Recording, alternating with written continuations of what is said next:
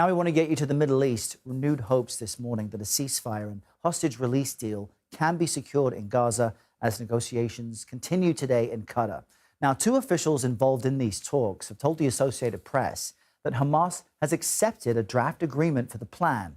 And speaking yesterday, President Biden said a deal was close. CBS News foreign correspondent Ramy Inocencio brings us more from Tel Aviv. And an Israeli government official who we have been asked to cite as anonymous just told CBS News the latest outlines of a deal. First, in phase one, Hamas would release 33 hostages that would be made up of women, the elderly, the sick, and some children. And that would be in exchange for some higher number of Palestinian detainees in Israeli prisons. Now, that official told us that number depends on how many hostages are alive because they have a higher value in any exchange.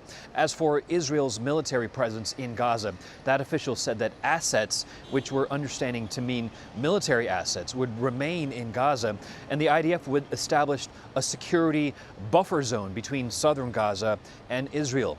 And yesterday, a separate Israeli official told CBS News that the IDF would not leave until all the hostages were returned.